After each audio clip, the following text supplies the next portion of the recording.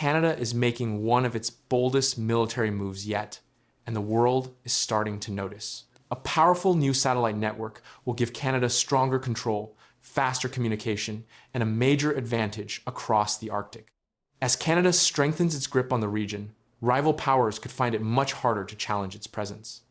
Canada just committed $2.3 billion to build a military satellite network over the Arctic, the largest contract in the 60-year history of the company building it. In August 2026, Ottawa awarded Telesat a deal to deliver secure, high-speed communications to the Canadian Armed Forces across the vast northern region, where ordinary networks fail. It will connect fighter jets, drones, warships, icebreakers, and forward operating bases. As the ice melts and rival powers race north, Canada is building the eyes, ears, and secure voice it needs to control its own Arctic. The contract was announced by the Federal Defense Investment Agency and Telesat LEO, and its purpose is specific. The deal secures broadband coverage in remote northern locations for a range of Canadian military activities, including NORAD, the Continental Defense System Canada operates jointly with the United States. This is the largest contract ever awarded to the Ottawa-based Telesat, a company that has been operating for roughly 60 years. The federal government has been direct about why it was needed. The Canadian military currently has few reliable options for satellite communications in the Arctic, a gap that leaves forces operating in the north dangerously underconnected. The scale of what Telesat will build is substantial. The contract allows the company to immediately expand its Telesat Lightspeed low Earth orbit network by 69 fully funded satellites, bringing the constellation from 156 to 225 satellites, an increase of about 44%. All of them will be built by Brampton, Ontario-based MDA Space. CEO Dan Goldberg described what that expansion means.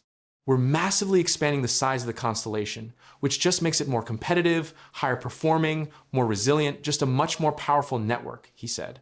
The larger the constellation, the more coverage and resilience it provides over the high latitude regions where conventional geostationary satellites struggle to reach. And if you want the real story behind how Canada is still holding its ground through tariffs, wars, and hard times, hit join below to join the membership for exclusive documentaries you won't see anywhere else about Canada's progress and rise through uncertainty. The program driving all of this has a name: the Enhanced Satellite Communications Project, POLAR, or ESCPP. It is built to deliver secure military Ka-band connectivity, a protected, high-bandwidth frequency reserved for defense communications to the Canadian Armed Forces across the Arctic and other high-latitude regions. The initial contract runs for 5 years, with 2 additional 5-year option periods valued at approximately $214 million and $218 million. If both options are exercised, the total contract value rises to roughly $2.7 billion, and the term extends to 15 years. It represents one of the first major military contracts handled by Ottawa's newly created Defense Investment Agency. What the network will actually enable is the heart of the Arctic Plan. According to Telesat, the federal government will be able to use the constellation for fighter jets, drones, ships, icebreakers, and forward operating bases in remote locations. That capability list describes a military able to operate across the entire Arctic with secure, real-time communications, aircraft coordinating with ships, drones relaying surveillance data, icebreakers staying connected to command while navigating waters thousands of kilometers from any base.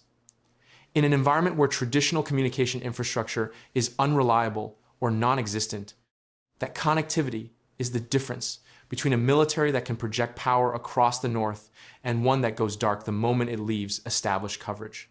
Royal Canadian Air Force Commander Jamie Spicer Blanchette framed why sovereign communications matter so much. Secure, sovereign communications are essential to the Canadian Armed Forces' ability to operate across Canada's north, work seamlessly with our allies and partners, and contribute to continental defense, she said. The word sovereign carries weight here.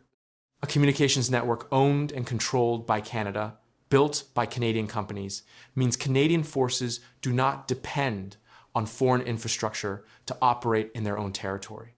That independence is central to the entire Arctic strategy Canada, asserting genuine control over the North rather than relying on allies to provide the capabilities it lacks. Goldberg emphasized the timeline advantage the contract delivers.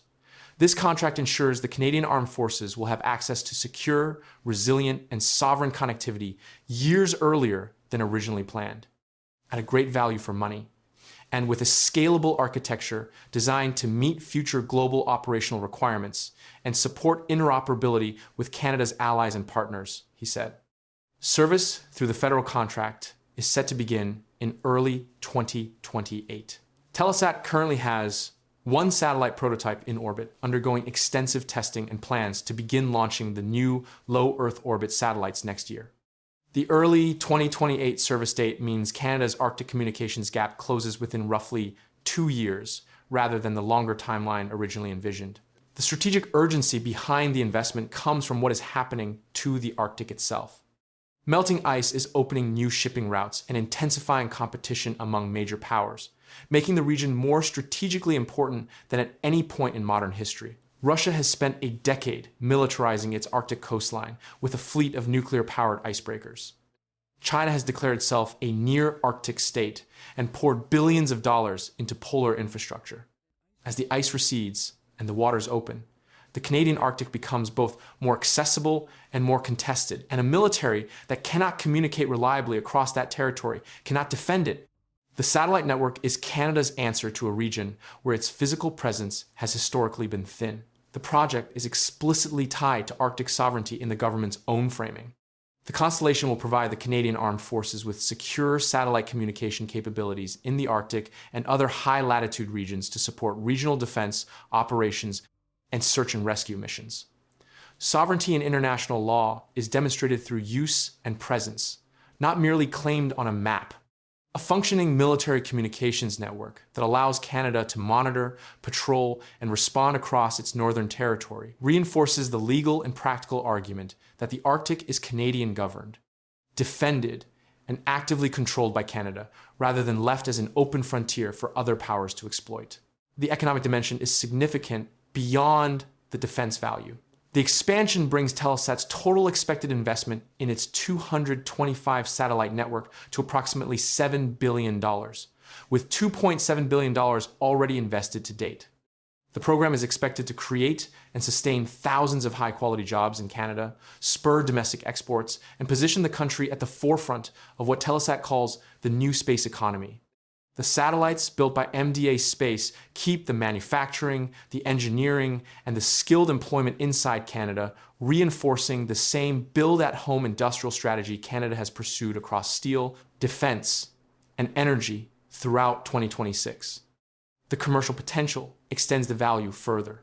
Beyond the military contract, Telesat plans to sell its satellite capabilities to other governments around the world and to commercial customers such as mobile networks, cruise ship operators, and commercial airlines. The 44% expansion funded by the Canadian military contract makes the entire Lightspeed constellation more competitive in the global market, meaning the defense investment simultaneously strengthens a Canadian company's ability to win international business.